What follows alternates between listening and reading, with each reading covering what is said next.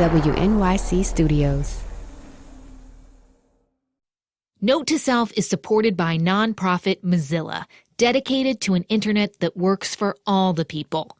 Mozilla is a proud supporter of Note to Self's privacy paradox and the fascinating look at technology, humanity, and the sometimes gray matters in between. Mozilla.org. Note to Self is supported by Enterprise Florida, the official economic development organization for the state of Florida, offering immense opportunities for your business to grow, innovate, and explore. Curious about what Florida could do for your business? Learn more at www.floridathefutureishere.com. Elise Hu, NPR News, Jeju, South Korea. Gregory Warner, NPR News, Addis Ababa. Eleanor Beardsley, NPR News, Paris. It's Note to Self, the tech show about being human. I'm Manoush Zomorodi. We spend a lot of time here thinking about how technology, particularly our phones and apps and the web, how they all affect how we act, how we live as human beings. But we're going to flip the script a little today. We're going to take a little trip around the world to ask, how does culture shape people's digital habits? Thanks to NPR, National Public Radio, we're going to talk wine, good food, and phone etiquette with Paris correspondent Eleanor Beardsley. We'll talk about how Korea's super-fast Wi-Fi supercharges pretty much everything with correspondent Elise Hu, and about how the explosion of Facebook and cell phone use is empowering, but also sometimes endangering East Africans with Gregory Warner. Sit back, relax, and enjoy the ride from wherever you are. You're flying Note to Self.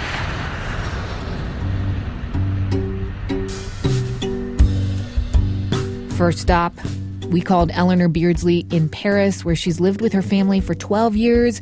She was home, relaxing this particular evening, in what I can only imagine is her tastefully decorated Parisian flat. I'm sitting in my little office in my apartment. I'm imagining that you have a perfectly tied scarf and there's a glass of Beaujolais next to you. I wish. C'est enivrant comme hors du temps, l'ivresse des heures où l'on s'effleure. Living here in New York, there's this myth that surrounds the French. Not only do they know how to eat better, they know how to parent without being overbearing. They seem to have this, wonderful touch when it comes to life's finer things. So I guess I was wondering, what is their relationship like with their phones and their technology and social media? Let me first start by saying that, we are in old Europe, and I would say France, Germany, other countries too. There are ingrained rules here, etiquette, that I almost feel like we lost in America. But I'll just give you two examples. You don't wear a hat inside if you're a man, and that's standard ABCs of etiquette. I can't tell you how many American tourists wear baseball hats in restaurants. And it kind of shocks you when you live here. Second thing is kids in France. An adult comes in the room, you have to greet them. Bonjour, monsieur. Bonjour, madame. If it's your neighbors, you have to kiss them on the cheek. I go to the U.S. and kids, they don't even notice you or say hello. Yeah. That's just to lay the groundwork. So you extend that. It does extend to things like cell phones. Okay. You see that the society is sort of trying to protect itself from this invasion of technology in some ways. So my husband, who works at a French company, he says in meetings, your phone is down and you don't go on it. And he said at business lunches, you would not take a call unless you asked the people there, can I take this, or it's very important. It would not be well seen. That's not just for older people. I talked to a young guy, he's in graduate school. He said lunch is still off limits. It's sacrosanct. You don't take calls at lunch. There's also a right of disconnecting. This is France's administrative court that recently ruled that tech workers have a right to health and rest and that they were not sufficiently being protected by existing laws. This idea of a right of disconnecting, I think, would also strike people as I don't want that right necessarily, Right. No, it's true. And a couple of people I talked to, they said, you don't look at work emails after work. That's the difference here. In America, you're just constantly working. We have this work ethic where you're seen as lazy if you're not reachable. People here, when they go on vacation, they're gone, and you're not going to be able to get them. And so there's a great respect for that. You've got to shut off to be able to be your best when you are on. And do people write out of office messages like, bonjour, I'm not available? Like, is it the same like in the United States? I never see those messages. That's funny you say that. I don't think I've ever seen one of those when I think about it. And I'm always getting them. I love getting them in the summer. It just cracks me up. Like, let's say it's July 5th. And you get a message that says, I'm sorry, I will be gone from the office from July 5th to July 12th. Like, it's so long, or even shorter than a week sometimes. I'm like, oh, my God. People here go away for 3 weeks, and you don't even have a message like that. Oh, you're saying Americans say that? Americans have those messages. Oh, they do when they're out of the office for the afternoon here. Or even, oh, God. Yeah, no, you would never see that here. You don't, God, no, that urgency to reach someone, no, you don't feel that here like that. I saw that in January last year that there was a new law that was passed to reduce exposure to Wi-Fi, so that Wi-Fi is actually banned in French nursery schools and it's minimized in schools for kids up to 11 years old, that the Wi-Fi routers have to be turned off when they're not actually being used. Did you hear about this? Did you talk about it with people? Did that surprise you at all? You know, I did. And there's a lot of people here are worried about electromagnetic waves and that. And so there is a big discussion about that. But there is a lot to be said about, people like to buy local, fresh foods. We take it back to food, but it is sort of similar. It's like what you put in your body, the waves that are around your body. And no, if you don't know, then you just don't embrace it. In preschool, kids in nursery school and preschool should be protected from that. They don't need that yet, so let's keep them away from that. The other thing I'm wondering about is in terms of like changing attitudes, considering the recent terrorist attacks, has that altered people's beliefs in a right to privacy and a right to not have law enforcement know what's in someone's phone or have access to their phone or their files? France passed last summer, before the second wave of attacks, a huge surveillance bill that goes so far. I mean, the police have the right to bug your phone, basically. And now France is under a state of emergency. They can do anything they want, basically. No, there has not been an outcry. So with the privacy thing, is that just because, this is a people who have been deeply, deeply shaken, and so they've said, we can't live like this, and so yes, we will hand over the right to privacy? Yeah, they want these people caught, I think, at this point. But, the state of emergency can't be extended forever. And I know it's interesting because it's the country of, freedom of expression and liberty, individual liberties and privacy. And then, I think people are at it's a critical time. Which is more important? Yeah. And I think people are still weighing that right now. I wonder if it's just a matter of time until the U.S. has that sort of reckoning as well. Mm-hmm. Unfortunately. Thank you, Eleanor. You're welcome. All right. Bye-bye. 24 heures du Mans. 24 heures du Mans. Just a quick update to my conversation with Eleanor. France's state of emergency has been extended by 2 months to cover the Euro 2016 soccer tournament and the legendary Tour de France. Also, a new law there makes it illegal for companies with 50 or more employees to send email after work. So that's how the French do tech. Of course it all comes back to good food, slowing down to enjoy life a little. Why wouldn't you if you lived in France? In a minute, go east with me, my friend, and on to Seoul and the fastest Wi-Fi in the world.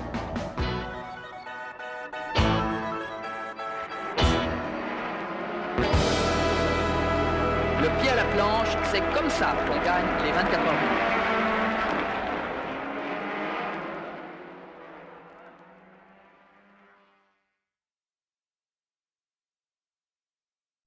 Note to Self is supported by SoFi. If you've made a point to invest in yourself and your career, you probably know a thing or two about student loans. Well, SoFi knows a thing or two about helping you save money.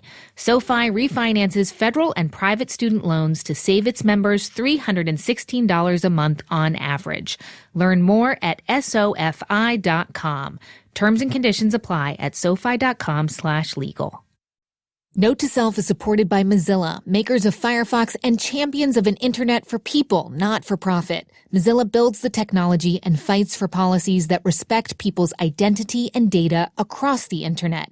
Trust and control over online privacy preserves everyone's freedom to explore, transact, create, and connect together.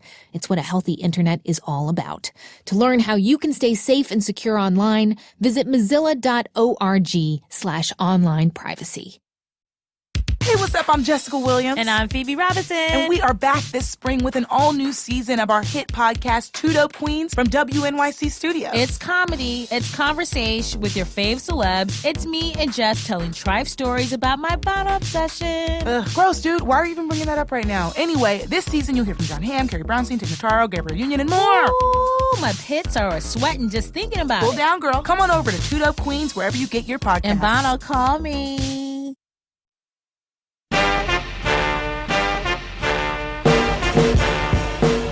We're back. It's Note to Self. I'm Manoush Zomorodi.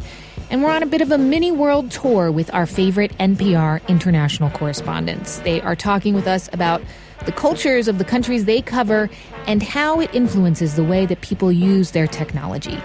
So we crossed France off our list. But what about a country that has been a big influence on the design and production of everything digital that we all use? Hello from Seoul. I called Elise Hu from My Kitchen. NPR's Seoul correspondent stayed up late to tell me about digital life in Korea and Japan. I am 13 hours ahead of you, Manoush, so I can tell you in advance that the day is going to be great. Yeah, Elise kind of lives in the future, and not just because of her time zone. It makes sense that I'm in the future because South Korea, in a lot of ways, is ahead of the United States, especially when it comes to technology. Broadband speeds here are the fastest in the world. The goal is that by 2020, you'll be able to download an entire feature-length movie in 1 second. And so already the Wi-Fi speeds in Seoul and in South Korea generally are twice that of the average American, but they're going for even faster. So, I mean, that's so interesting to me. I'm like, okay, so the Wi-Fi, the broadband is incredibly fast, like on a day-to-day basis. Does that mean like people are using different kinds of apps? How does that change behavior? Well, the most notable thing that you'll see is far more reliance on your smartphone for everything because you're not having to have any load times. There is public Wi-Fi that blankets the entire city. And so with these fast internet speeds, you're not having to make considerations or sacrifices of anything that you might want to watch. So I see a lot more video use, live video watching. When I first got to Seoul, I covered a phenomenon called mukbang.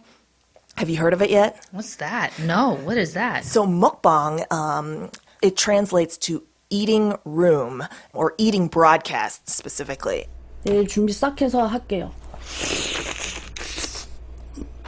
And what it is it has a cult fandom, and it's South Koreans who binge eat hours and hours on camera, like 3 or 4 hours in one broadcast, and then become sort of brands, and they develop audiences around this. And so there's all these mukbang stars that just binge eat on their webcams, and thousands of people will watch them each night as they do this. And they stuff themselves every single night? The one that I interviewed broadcasts herself every single night, Monday through Friday, 4 hours a night. And it's the only meal she eats, but it's like 7,000 calories because she starts at like 7 o'clock at night and will keep eating until 11. And how many people are watching her chow down? Well, she's one of the top 100 mukbang stars in South Korea. So that night, it's like 4,000 people will watch her at once. And she makes money because you can do like micropayments to award her. Oh my God. So yeah, so the top mukbang stars can make thousands of dollars, per month. It can be a living if you are a huge mukbang star. So it's really fascinating, but it's evidence of sort of technology aiding a small sort of niche industry, right? Because people can watch live video. And so where we're watching, Facebook Live and Periscope kind of take off in the United States, but in a more experimental way, South Korea has been doing live video far earlier and far longer. They had more runtime because they've had the mobile broadband speed or the Wi-Fi speeds to support it. So this begs the question, like, to me, I'm thinking, well, that would mean that I would be on my phone literally all the time, because right now when I get on the subway, I make sure that I have loaded it up with stuff to do, or make sure that podcasts are downloaded. But if I didn't have to worry about that, then I think I would be on my phone all the time. And on the one hand, that sounds like awesome, like productivity. On the other hand, what does that mean for like social etiquette? Well, what it means is kids are glued to their screens, adults are glued to their screens. If I look around on the subway, because you're connected, you can be connected all the time. Everybody is connected. There are smartphone addiction camps. Koreans check smartphone apps an average of 84 to 85 times a day because they're so addicted to the mobile messaging app KakaoTalk. So KakaoTalk... I've heard about KakaoTalk. Yes, tell me about it. KakaoTalk is awesome.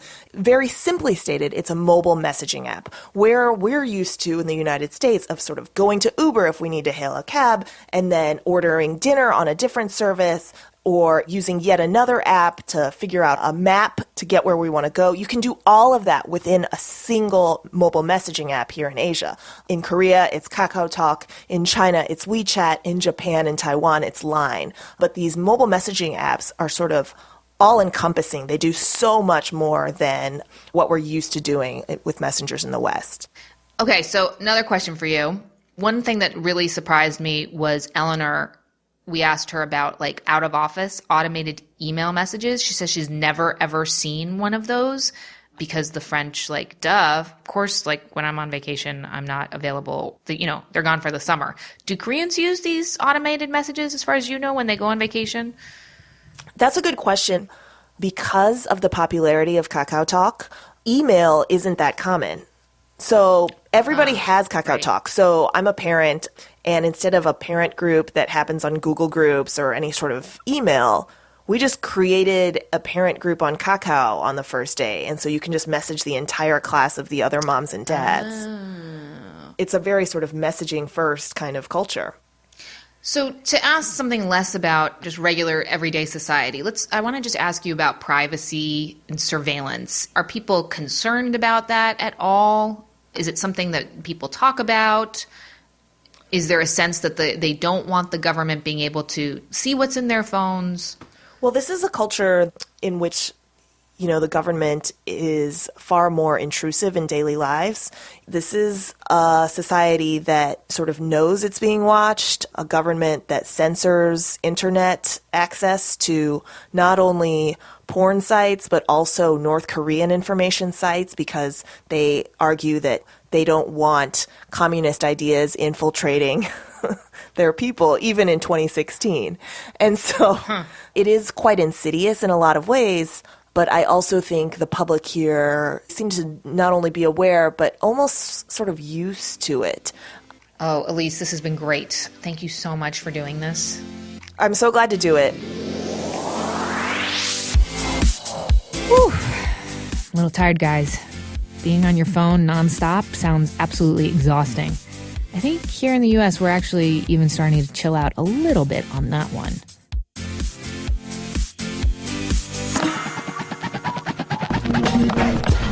It's time for our final stop. I'm the East Africa correspondent for NPR. I'm based in Nairobi. Welcome to Kenya. Please meet your host, Gregory Warner. Since I got here in 2012 to now, the number of smartphone users has doubled. So it's, the etiquette is just being figured out. When people have any disposable income, they will immediately upgrade their phone. Just the amount of income that is spent as a percentage of total income on a phone, it's a major, major purchase, and that's a huge deal for people when that happens. So let's say you go out for dinner in sort of a middle-class restaurant. Is it acceptable to whip out your phone, or is that frowned upon? My experience is definitely that your phone is there on the table, ringing, buzzing. Yeah. Right. But you're allowed to check it. It was very interesting. Eleanor, when we were talking about out-of-office responses on email, and Eleanor, laughed. She was like, what? If you're out of the office on Friday, you say that you won't be there in New York? I was like, yeah. She's like, oh no, like, you don't say that. You're just not available, period. And then Elise laughed and was like, oh, you're never not available because everybody's on this one chat app. What is the status with some of the people that you deal with? If they're away, do you get an email response? Email's a terrible way to reach anybody here. I'm definitely on like a profusion of social media chat channels that certainly none of my American friends are on, or very few of them, but they are just often the most secure way of communicating. Emo or Viber or WhatsApp, definitely. So when you're setting up an interview, is that how you connect with people? Well, it depends on what country. I mean, definitely in Ethiopia, which is seen to be a country that's very much monitoring the lives of its citizens. In Rwanda, people are also very concerned about being monitored. I mean, I'm really struck living here how accessible even like really high-level public officials, really high-level, like ministers, are on their cell phone. Like, I butt-dialed a minister recently, and like I saw my phone that it had called, and she'd answered, and it was Sunday, and I felt terrible. The etiquette is to answer your phone. One thing that it seems very striking to me is that people use their phone. I mean, we're so behind in the United States using your phone to pay for things. Right.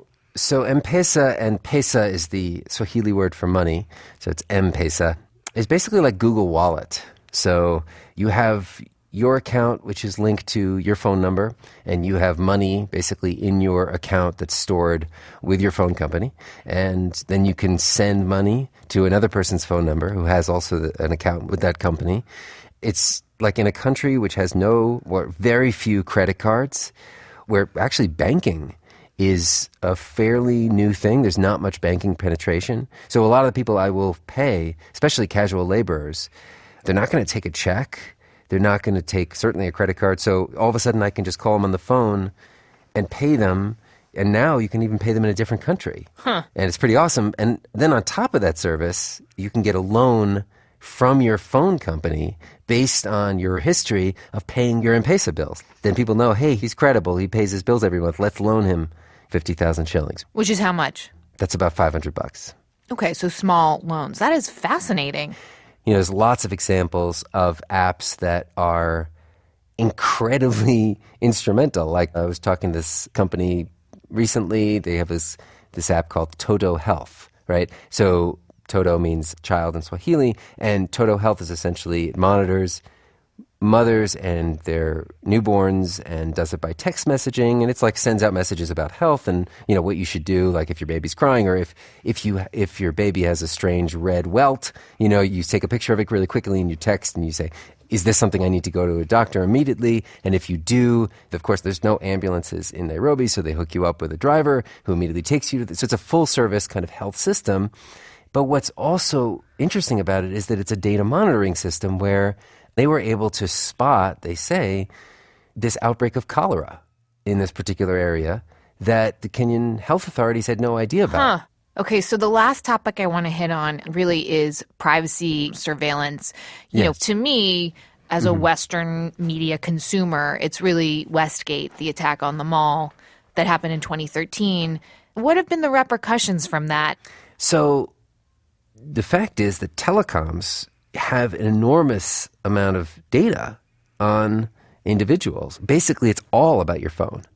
So I pay things on my phone, I talk on my phone, I get my internet on my phone. As a result, like a phone company like Safaricom or Airtel knows a tremendous amount, as we know from big data. I mean, that data will become more and more valuable. I think Ethiopia is the best example in terms of my region of a country that's using monitoring and hacking and all kinds of ways of spying on its citizens. Is this something that you think probably some governments are looking at your emails or your texts or who knows what? You know, it's funny. I was just in Ethiopia, actually. There's a difference between people, I think, who've learned to live under a regime that's authoritarian, a regime that's seen to spy on its citizens, and people who come from, you know, a freedom and then come into that regime. So I'm like very freaked out, not really because I'm worried about what the Ethiopian government might see what I email. But I'm just worried about exposing anybody who lives in the country and who's much, much more vulnerable. It was funny, I was talking to an Ethiopian friend of mine who said that sometimes if you're using all those special apps, you're more suspicious. You know, it's better to just call them up on the old cell phone and just know that someone else might be listening. Greg, thank you. Alrighty, thanks. Say la mama. Many, many thanks to Gregory Warner, Elise Hu, and Eleanor Beardsley of NPR for taking the time to talk to us from all over the world. If you've got an unusual or fascinating fact about how people in your culture or country use their phone or Wi-Fi or a particular app, tell us. We're on Twitter at Note to Self, Facebook too. Email us at notetoself@wnyc.org. Maybe we'll do a little roundup, a little crowdsourced international tech tidbit thing. Also, many thanks to you Skim readers for your letters regarding last week's critique of the Skim newsletter. Some of you thought I was a little too tough on them. Other people said that we hit on something that they'd been thinking about too. In any case, definitely an indication that it is worth talking about our news habits and how they are changing. Let's keep this topic in our wheelhouse. Next week, I've got some brilliant news I want to share with you. And just a little hint, you might get bored in the best way possible. Listen, subscribe, all that stuff at Note to Self, on iTunes, follow, hashtag, blah, blah, blah. I don't need to tell you guys. You know I love you. The Note to Self team is Jen Poyant, Jenna Cagle, and Joe Plourde. Many thanks to Seth Kelly for his help this week. Note to Self is a production of WNYC Studios. I'm Manoush Zomorodi.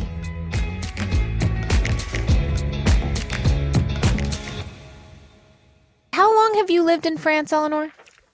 12 years now. 12 years. So, and you still are not sitting down for a proper lunch. I mean, people will call me and go, I'm sorry, did I disturb your lunch? And I'm thinking, what lunch? I don't have lunch, because I'm always working or...